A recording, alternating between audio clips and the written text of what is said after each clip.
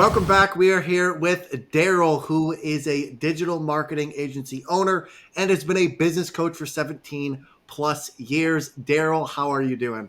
Hey, I'm good, man. How are you doing? It's an honor. I'm doing great. Yeah. Yes. Yes, it is awesome to chat. Love the energy and the purple shirt, so it's good. So with with you being a business coach for 17 plus years, how did you kind of get into this? When I was in high school, I did what do they call it? Like a co op? I did a co op where you go and you work in the community while you're in high school. And I worked with this lady who ended up working for the economic chamber of the city. No, yeah.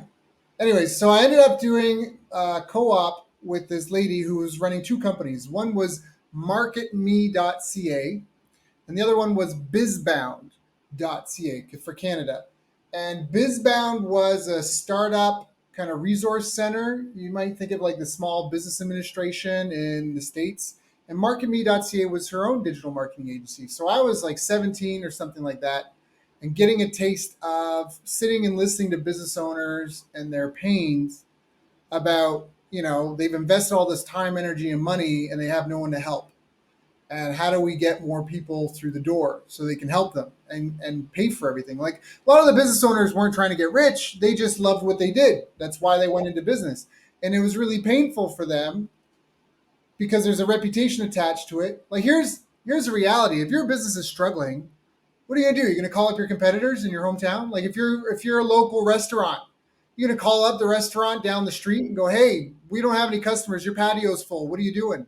And they're just gonna confess all their love, like their secrets, and tell you. It just doesn't happen. So I realized a lot of these people were living quiet lives of desperation.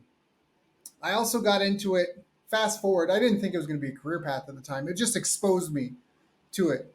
Yeah. Later on, I was 18. I had done this program in Canada called Katimavik, where I got to travel Canada for 9 months. I lived 3 months in BC, 3 months in Alberta, 3 months in Quebec. I lived with 10 other kids, 10 other kids, 9 other kids. How many of them were us? I don't know. We were a big group. Anyways, I lived with 10 other kids in that same house. It was half boys, half girls. We had a full-time volunteer job, and then after work we would be basically automatically signed up to be volunteers at whatever was happening in the community. Our only day off was Saturday, and every week a boy and a girl would stay home from their jobs, and they would be the mom and dad of the house, where the group would decide, are they doing everything? Are they doing breakfast, lunch, dinner, and laundry, or what are they doing? And we decided that dinner, they just were responsible for dinner and grocery shopping and cleaning the house. That was basically it. So after I did that, I came back and I wanted to go back out west, and because I love British Columbia, the West Coast, but I didn't have a job and I didn't really know a lot of people out there.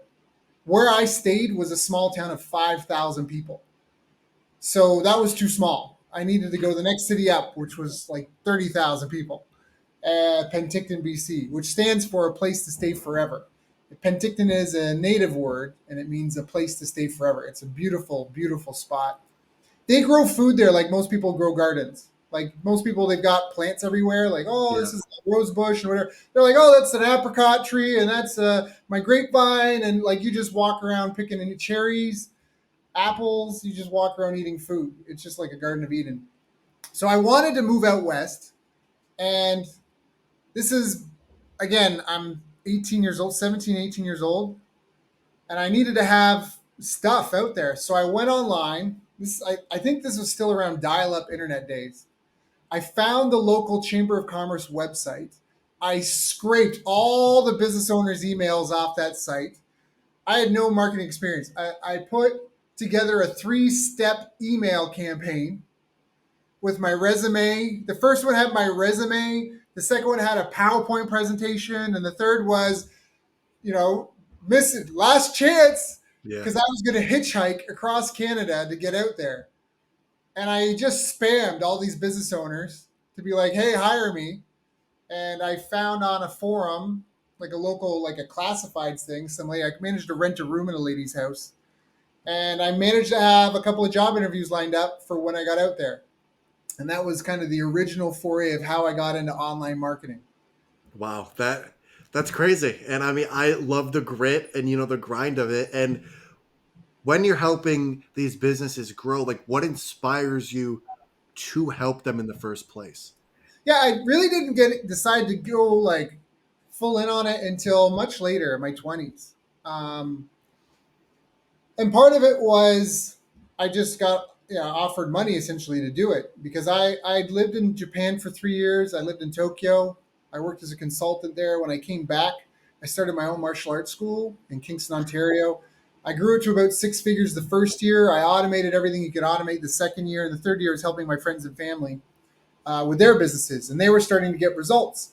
And I was it was a university town, so every summer all my students from my jujitsu school would disappear. Right, I did kind of Gracie jujitsu, and every summer the students would disappear, and I wanted to not be. I mean, everyone was on a membership, and you would give them credits and stuff, but I didn't want to just sit around in an empty school. So I planned this thing called TravelTrainJapan.com. If you Google my name and Travel Train Japan, you can still find the hype video, the trailer video for it, which I'm very proud of on YouTube.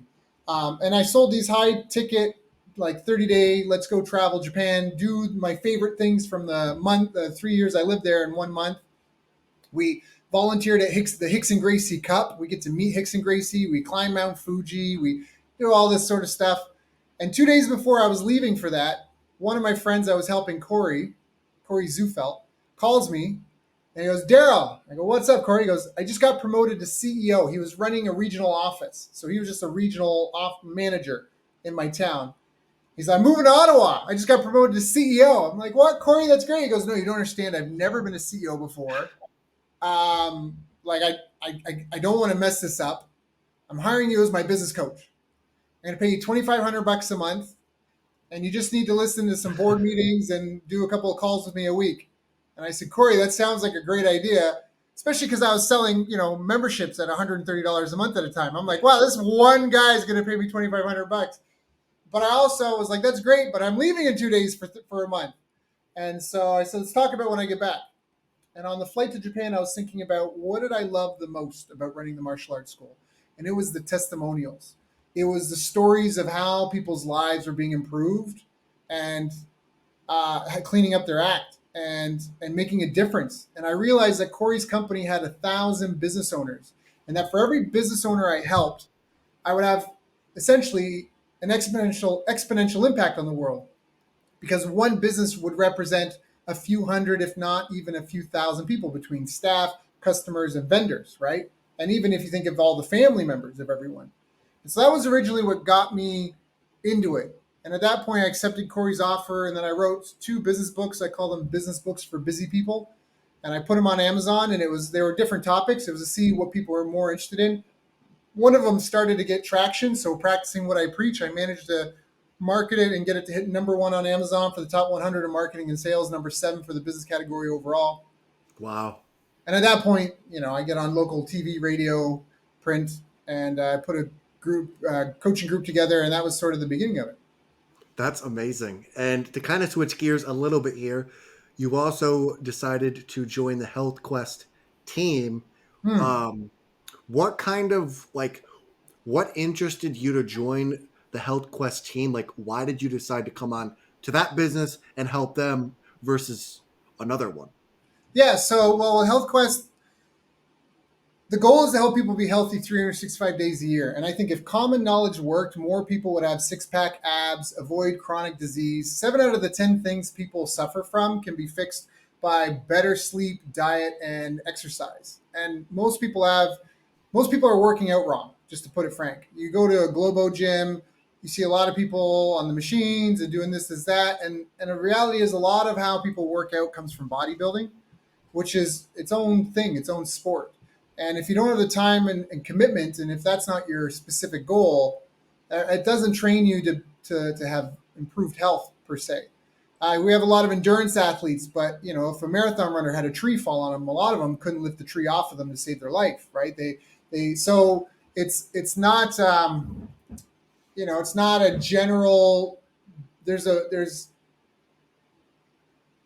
misconception on what health is. I mean, even take a Yeah. look at blood pressure. Most people know that like 120 over 80 is kind of normal, and then if you're over 130 over 90, that's not good. Well, if you go see the doctor 12 times over whatever 5 years, and you're 120 over 80, you're good. 124 over 84, you're good. 126 over 88, oh, you're okay. 129 over 89, oh, you're good. Yeah. 130 over 90, now you're sick. Like magically, look at that. Wow. Like Yeah. there's no it's I mean, I'm just going to say it, like it's the United States. You can look up in our world and data, and you should almost use archive.org because they keep playing with the chart to make it look like less of an impact. But the gap between life expectancy and healthcare expense per capita is massive in the United States. Who happens to be the leader? Like when the pandemic happened, who led the charge? The United States. Well, the United States is not even middle of the pack performance in terms of life expectancy.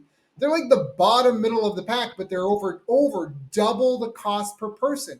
So when I look at that chart and you see all these other countries lined up across it, I say that this is not a country that's optimized for performance. It's optimized for profit, and it's incredibly clear the more and more you get into it. So part of why I got into HealthQuest is because I know the guys that are owners. I'm almost an equal equity owner in it as well. We're getting close to that, um, and it's just the mission of helping people be healthy 365 days a year, and that really inspired me because I'm looking to live to be 300. Yeah. So it aligns that way. And this is actually an offshoot. So the HealthQuest company is an offshoot of two different brands. One is Cellular Performance Institute, which is a stem cell clinic that has more patents in stem cells than any other clinic in North America, probably the world. And then CHIPSA Hospital, which is an alternative therapy clinic. So a lot of people go there when they get notice from their insurance failure to treat. So that means if you're deathly ill at some point, if the traditional medicines don't save you, your insurance company will send you a letter going, "Hey, we spent all this money and you're still sick and we're sorry, like you're done." And at this point, people start looking for alternatives. And so CHIPSA is in Tijuana, Cellular Performance Institute is in Tijuana, which is just across the border from San Diego. And part of what they do is fix people's diet. If you can go there for, I think it's like 2 weeks, they put you on specific diets, and some people can't do that. So the HealthQuest supplements are hospital certified. They're the only hospital certified supplements, and they're kind of like a do-it-yourself from home version if you're unable to go to the clinic for 2 weeks. Now, again, they do all sorts of stuff. They have a hyperbaric chamber, and they've got the stem cells, and there's the whole like there's Gerson therapy, which is juicing, fasting, Yeah. and coffee enemas. Like but that's part of why I liked it because it's trying to. They're really focused, and they're even getting involved in clinical trials because they're really focused on results and helping people. And what is the benefit behind someone taking the Health Quest organic powder versus just eating the fruits and vegetables or the thing that it's made of itself? They're not going to buy them all. There's 22 different superfoods in both, and if you're talking about the reds and the greens, there's 22 different superfoods in each. When was the last time you went to the grocery store and you bought 22 different foods and made a meal out of them? Right? And then a lot of the other companies, there's always issues with heavy metals, or what a lot of them do is you buy the organic greens powder, but you get like the pulp and all that sort of stuff, where this is just pure juice. This is just dehydrated pure juice. They get the ingredients. They're all organic, certified organic. They test them for heavy metals and all that, so it's not even what you're getting, it's what you're not getting. It's like almost like we're working on a mushroom supplement, but it's a lot of people that get mushroom supplements. They put the grain that the mushroom grows on in the supplement. It just all gets thrown in and blended up, and so what you're getting is not just the mushroom, but you're getting the grain that it grew on because it's got some mycelium on that and stuff. But the benefits might all be in the actual mushroom. Like our idea, and that's part of why our products are not cheap, is because we make sure the ingredients are quality and we do third party testing. Yeah, that's super, super interesting. And I like how you guys really put a focus on not only the actual supplements, but the like you said, the metals, the Yes. other things that are going into it. So it's Yeah. really, really exciting. Yeah. And when you joined, or you joined HealthQuest to help them grow the business and Yep. increase sales, what is one thing that you see, like on the daily or just in general when helping a business, that limits them from growing? Right. So there's only three ways to get it to grow a business. One is to get new customers through the door. One is to get the customers you've gotten to come back and buy more often or more times. If they bought once, get them to come back twice. If they bought twice, get them to come back third time, fourth time. And the third one is get them to spend more money every time they shop with you. And this is irrespective of any business. I heard this great quote. It was operate your business like you'll never get a new customer, but spend 80% of your focus getting new customers. Operate your business like you'll never get a new customer. So how are you going to have a business if you're never going to get a new customer? How are you going to pay your bills? What are you going to do? You're going to offer all the products and services you can. You're going to try to become really close friends with people so you can know their other needs and desires, so you can make referrals that you might make a kick, like a commission on just for referring them. A great example is if you install pools. Well, how many times is someone getting a pool installed? Just once. Well, but after, maybe they need a fence around the yard. Maybe they want to improve the patio, right, that they've got and the furniture. Maybe they want landscaping services. Maybe they need pool maintenance. Maybe they need swimming lessons. There's all these other things that you can add on, and you don't even necessarily have to be the provider of it. You just have to know that you're not spamming. You just don't want to harass and spam the people, right? They're not going to stay and listen to you. But it's like if you got a friend, like, hey, my buddy knows everything about this, and you go to them to ask, right? So it's really be involved in people and play long-term games with long-term people. I I like managed, that. I managed to improve the retention 106% after about a year after I joined HealthQuest. We had we were keeping 106% more of their customers, getting them to come Wow. back, and I think we doubled how long they stay with us. That's fantastic. That is awesome. And to kind of switch to the personal side a little bit, you've also been a sperm donor for two families. Why did you decide to do this? Yeah. So I was an orphan myself, and I was raised by my adopted mom and a step adopted dad. And my stepdad, when I left for Japan, 3 months after I left, he gets this phone call and he answers, hello. And they go, hi, is this Hendrik? And he goes, yes. And they go, Hendrik, I'm your son. And apparently, Hendrik, when he was 17, had some summer fling with a girl. He lived in Windsor, which is across the border from Detroit in Canada. He had some summer fling with a girl who went home, and her parents were very strict, and they made her give the baby away, and he never knew. And this guy David tracked him down. And again, being an orphan, adopted in that, I just had lots of friends that have been through foster care and everything. So I kind of got to see how relationships turn out. And I feel like a lot of it depends on the quality of the character of the parent. And as long as the circumstances around the child's being conceived are relatively warm and fuzzy, as long as there's a happy story around that, so to speak, it wasn't like your mom was raped and then you came out like, oh, wow, don't I feel great? So as long as there's kind of a decent feeling around that, and as long as the parent is a good person of good character and has made a good life for themselves, there's room for a relationship. At first, I was hesitant to accept. I'd been asked multiple times. So maybe the short answer is I got asked multiple times. And when I was about to have my own kid, and after I met my own biological mom, I realized how lucky I was to be raised by people that wanted kids versus people that just had kids. I like that. And, I was with a girl for 6 years once upon a time, and she had friends. This is in Canada. I'm in the Philippines right now. I'm married. I've been with my wife now. We've been together almost 8 years.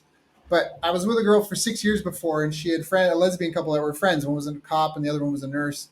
And I remember they came over to our house once for lunch. They would visit often, and they were complaining about how much they were spending for fertility treatments and all this stuff. And they're like, "It's so expensive." They're like, "And it's just sperm. If only we knew someone that could give us some. Like, I just don't understand why we're paying so much." And sometimes I feel like women, when you're out in a gathering, the men are having one level of conversation and the women are having like a different level of conversation. I just felt like a change in the water. That's all I can describe. There was like a change in the energy of the room. And my girlfriend at the time was not having it. And the lunch ended relatively abruptly. I mean, it wasn't, and that was the first time. And then I had an ex pull the whole, hey, if we're 40 and we don't have kids and aren't married, do you want to, and I'm like, I'm in a relationship. I think at the time I'm like, I'm in a relationship and we're pregnant, so I'm off that list. Um, and I got asked the third time, and after being asked the third time, I thought, okay, maybe. And I did a post in two different Facebook groups, and I had over 200 couples message me. Wow. And to date, I've only helped two people because people are crazy, man. Some people are in there for all the right reasons. Some people are not. There was one lady, she wanted to keep her husband and she thought having a baby would keep him. I'm like, I don't think having someone else's baby is going to keep him. Like, you're going to tell him what's no thanks. Like, some people are just, they have all shapes and sizes out there. We'll just say that. There's all shapes and sizes Yes. in the world. Yes. That I bet you have some crazy stories, and it's awesome that you come from a place of meaning. Like you have a background, and you get to kind of share that background with uh, the family and like why you're doing it. And I feel like it brings more of a bond between you and the family that you've done it with. Yeah. You also mentioned that you live in the Philippines. Why Yeah. did you decide to move there? Well, I'll talk about that in a second. I do want to touch on two things that you mentioned. Yeah. Um, all right. Sorry. I just don't want to forget because I think why Philippines. So this might actually feed into it. I think kids are a blessing. I understand that everyone's life is different, but I really do think that and I'm just going to say it, I really do think there's a depopulation agenda afoot because when I was young, I wanted five kids when I was growing up. And then I just got all this. And then at some point I didn't want kids because it's like everything, the movies, everything had been telling me like, oh, they're expensive and, kids, and then you lose your freedom and all that stuff. Now that I have a kid, like, sure, there's more challenges, but kids are a blessing. They are, like I just don't quite get it. I don't know what else I could be doing that would have more significance and meaning. I mean, whatever happened to for posterity's sake? Like, you owe your ancestors things because they all lived and died to bring you to where you are today. So what? You could be the end of the bloodline? Like, you've got what, 100 generations of family or more, and they all suffered and toiled and did what needed to be done to feed the kids and keep the family safe and put food on the table and teach us. So what? So we're just gonna just give existence over to AI, hopefully, before we die? Like, that's just a terrible. Do you know what I mean? Like that's just really short-sighted. Like, what about the species? And the species will carry on, maybe. Okay, but the majority of the planet's having less than two kids. So I just wanted to touch on that. That Yeah. I'm with Elon Musk. That we need to have more kids. That we're it'll happen fast in 2 generations. If you have 25, 50 people, that's 25 couples. That's having 25 kids. The next generation, you have 12 couples having 12 kids. You went from 50 to 12 with one generation. So I don't. That's part of why I just don't get the difference. The next thing I wanted to add about that: why am I in the Philippines? Why that stuff? Well, I helped my parents retire. I made a bunch of money. Um, I mean, for me, what was a significant amount of money that could have lasted me for a while. Um, and I've never been a material person. Like, I didn't want a Lamborghini. I just wasn't. I was about experiences and doing stuff. And I did. I mean, I speak three languages. I've traveled the world. My bucket list, I've done. I've got a new bucket list now, but for the most part, like, my bucket list now is relatively short. I'm more about like how I just want to live every day. Um, but it was lonely. Like, I got to do all these things, but not everyone else could do them or afford them or would want to do them, type thing. And so I really feel like part of the purpose of life is to have shared experiences with other humans. I mean, that's a business. What's a business? A business is a group of people that solves the problem of another group of people, and they do it via a product or service. That's it. So it's about helping each other. And we don't even realize it, but all of our lives are stacked together. I mean, I think about it every time I drive down the road. I always say like a little thank you to the people who spent days, weeks, maybe even months in the hot sun, slaving away to build the paved road so I get where I'm going in 20 minutes. I mean, it used to take years to cross the United States and Canada, right, by horse and buggy, and people would be dead by the time you got to the other side. You know, now Yeah. I'm cruising along with aircon and my favorite songs, and I'm in this comfy vehicle with like with with a trailer attached. I mean, I heard this on Joe Rogan. If I dropped you off in the woods with a Swiss Army knife and some matches, how long until you could come back with your own iPhone that you made from scratch? And so we're all one, like we are. I'm all about individual rights and habeas corpus and the Magna Carta, but we literally are one collective whole as a species. And so, we all need each other for this. And part of why I ended up in the Philippines was I essentially made the visa officer at the border trying to get back into the States jealous, and he denied my entry. And then not realizing it was like a criminal court and thinking because I was telling the truth, everything would be okay. I got slammed with immigration fraud because I printed up the company paperwork and gave it. It's the company paperwork. I had access to everything, but it was the Christmas holidays. I just didn't wait for their office to open. Nothing was fake. Nothing was forged. Nothing was that. It's just I provided it, not the client. That's apparently immigration fraud. I put everyone's phone numbers on everything, the lawyers, the owners, but that doesn't count. I handed it in, and that's immigration fraud. So Wow. I got banned from entering the United States for 99 years. And of course, I submitted an appeal for that, and I ended up stuck in Canada. And at the time, Canada was getting a lot of Syrian refugees. There was millions of them, and I remember thinking, man, out of a group of 1 million people, a percentage of them are well educated, well financed, well connected, very capable people who just got caught up because they didn't have a plan B. They didn't have a plan B place to go to. And I thought, what would be my plan B? And at the time, I'd been working remote since 2012, and I'd hired people out of Guatemala and Nepal and India and Pakistan and all these countries, but I got along with the Filipinos the best. And I realized I had one staff that had been working with me for 5 years, and I'd never met her husband or their 4 kids. But I thought about coming to the Philippines to check it out. And I figured that would be a pretty good plan B. It's very opposite. Canada's first world north, Philippines is third world kind of equator, And I came and I spent 3 months here, and I left, and then I came back for 3 months, and I left, and I decided to move here. And and I ended up finding to meet someone here. That's not why I came. I came looking to start up an office and meet some staff and maybe put a bigger team together. But I did meet someone when I was here on my second trip, and culturally, it just felt more natural as the relationship. Like we've been together. At the time of this recording, we've been together almost 8 years. And part of it might just be the life skills I bring to the table. She is a phenomenal human being as well. I'm not saying it's all me, but I brought things like we have a twice weekly family meeting where we go. In fact, we're going to do it today after this call. I call it our GTD because it's about getting things done.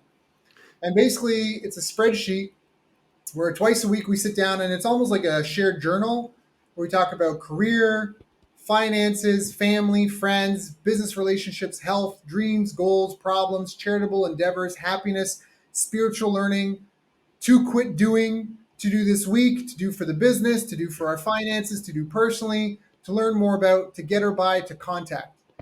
And we do that together twice a week. And we just brainstorm, or one of us types and we talk about it. And I'm mentioning it because our life is just super in sync. And in almost 8 years, we've probably had fewer than 10 like arguments. Like we bicker, Yeah. but in terms of like, I hate you and I can't believe like that, it just doesn't happen. And that's part of what kept me here. And I also feel like there's moral rot. I'm not a religious fanatic. I'm a spiritual person, and I feel like the West has lost its way in a lot of respects. And I feel like it's rotting from the inside out. So I'm here partially because there's strong family values in this country, which I think is important for having a kid. You can afford to have kids. You can Yeah. afford to have two, three, four, five kids. Um, and right now, especially since COVID, you can grow food here year round. You have chickens Nice. here year round, right? Like there's no winter. It never comes and kills everything. So right now I'm on a plan to retire in about 3 years because we're building a self-sufficient homestead that is uses geothermal cooling, solar panels. I already have all the panels. I've got one of three batteries I'm going to need. I got a 500 amp hour battery. I'm going to need two more, maybe three more. Um, but it's going to be solar powered, geothermal cooling. The roof is designed to collect water, not just get rid of it. The water is used 4 times. So I water the garden by taking a shower and doing my laundry. And just once we pay off the land, we also planted, at this point, we have 800 dragon fruit planted. And that on its own should produce 72,000 to 360,000 pieces of dragon fruit. And one piece of dragon fruit is about a buck 50 US wholesale per piece. So you can times those by 1.5. And it's also a cactus. So if you forget to water it, it's a cactus. Yeah. That's awesome. So that's That, that's yeah. yes, that's super interesting. And I have two more questions. Do it. If hold on, my dog stopped barking. That's If okay. if you could have dinner with two people, one person from the past and one person from the present, who would it be and why? My answer is probably that's a great question at present. Because if I meet anybody and everybody I want to meet. So the present one is interesting because I'm like, who would I add on that list? I don't know. The past, I would probably have to say Jesus. And the only reason is because uh, again, I'm spiritual, I'm not religious. But every religion accepts and like give nods their cap to Jesus. Like the Buddhists, the pick one. They're like, yeah, Jesus was a good guy. Like they're all of them. Nobody argues, but they all argue amongst each other about each other. So I'm like, well, this guy's the common denominator. So I don't know. He seemed pretty cool. Um, start there, I guess. I don't know. From the present, who would I want to meet in the present? I don't know if I have an answer to that. I mean, I can just throw something out. Like part of me I want to say Elon Musk, but I just don't even think they're like as much as I value that. Oh, who's the guy Nakamoto behind Bitcoin? Maybe him. Satoshi Nakamoto. I want to meet him if he's around. Just no, I don't know. Yeah, just so I could say I met him. I don't know. I don't know. Like there's not again. I had enough money at one point that I wasn't worried about anything. Like I had a mini retirement. I like could have taken a year or two off. That a lot of that's gone now. But I'm still going to retire. Like I said, you can retire by making millions, and you can also retire by having zero cost living. If we own land where we can grow enough food and have chickens, and we've got food, power, water, and we've got no debts, no mortgage, no nothing, we sell what the land produces. And I'm not giving up my day job. My wife has her own business. My wife has something like 20 staff right now in her own business. She's got her own separate thing. I have mine. So it's not that I already retired once when I first came here, and it lasted like a week. I need purpose and meaning and something to do.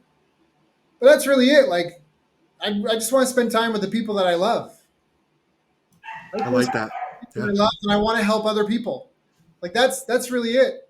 I want to give my life to a cause that has significance and meaning. Everything I'm doing now is literally for the next 5 generations. Yeah. You know, I I really like that, and I think you know the the Jesus answer was good because I like the Quran, like everyone talks about Jesus, and I like that. I have one more question for you. Why sure. did you decide to partner with us and offer the discounts? I think what you're doing is great because again, people can be afraid to approach a business for one, but they can also be afraid to ask for help, or people can have a hard time connecting. So the fact that what you're doing is connecting people and you're trying to give people an incentive to get the problems that they're having in their life fixed, and you're trying to make it a win-win-win relationship, I think that's really, really powerful. So it's part of why I thought it was a good thing. I don't know if that's a good answer or what you were looking for or not, but No, that's I, perfect. yeah, that's, everybody wins. The businesses get to meet new people. The customers get, a safe way to test the waters with someone new. Because there are sharks out there. Like, you got to admit it. There are sharks. There are scandalous people, right? There's lots of people that are misguided. Um, this is what it is. So you just seem like a good thing, and your stuff seems very well organized. Thank you. No, that was perfect, and I appreciate the kind words. That's all the questions I have. Daryl, is there anything that you want to leave people with, and how can people find you? Well, I talk about everything I'm doing right now is for the next 5 years. I spent 50 grand in 2020 to hire 10 people to help me go through all the academic literature to figure out what does the research say makes or breaks success in business? What are the critical success factors? And we discovered 8 critical success factors. We went through hundreds, if not thousands, of studies trying to figure out what's the, like, almost like a Venn diagram or static to noise. What are the things, the strongest signals in the literature? And we found these 8 critical success factors. Now I've put those into a program that's I call Habit Hero, that is basically a business coaching and mentorship program that's done via daily habit tracking and weekly challenges. So it helps people change their habits and disciplines. This is sort of, if I was trying to make a ton of money, I would do the private consulting and the agency stuff. But this is something where we've created something that can help 5,000 people because it's about shaping your habits. Everybody wants to be fit, rich, and happy. But reading the book is good, but then you got to translate into what does it mean to me and how do I apply this to my life? And I had this setback because I had a vacation or I had an injury or who knows, But this is designed to grow with you. And anyways, that's my main thing. They can look me up, Daryl Urbanski, Urbanski. They can go to bestbusinesscoach.ca, which is my site. CA for Canada and California. The reason why it's Best Business Coach is not necessarily that I think that I'm the best business coach. I think I'm all right. But at the time, I was rubbing elbows after I helped this company in San Diego do about $3 million in under 8 months. I was being asked to speak to all these coaching groups and on these stages. And I was just a guy. I didn't have a following at the time. I had a martial arts following. I didn't have a business following. I didn't have a course. I didn't have a book. I didn't have any of that. Well, I did have a book. But I wanted to be of value to these people. I was like Ty Lopez. A lot of people know Ty Lopez. Here in my garage, he offered me $1 million to work with me on a project. Um, Before he did that, before he was Wow. known, I went to a party at his house in Beverly. Um, so I would ask people if I could interview them, and that's what said Best Business Coaches, because I have a podcast of interviews with a lot of these big names. But if they want to follow more, just find me on social media. I highly recommend they join my email list some way, shape, or form. We send a weekly newsletter, and the value in that is that there's no censorship, or less censorship, because we all know that's real, that's out there, and that's really it. If they really want to hear from me, if they really want to learn, I give as much as I can. I'm really, Yeah. you know, I'm really trying to make a difference in the world. Well, Daryl, I appreciate you coming on, man. I can tell you genuinely care about not only the knowledge that you share, but like you said, actually wanting to impact people's lives. It was a great conversation, and thank you so much. I appreciate it. Hey, I just hope somebody got some value out of this. Um, if you need, yeah, if anybody needs anything, just reach out. Awesome. Thanks, Daryl.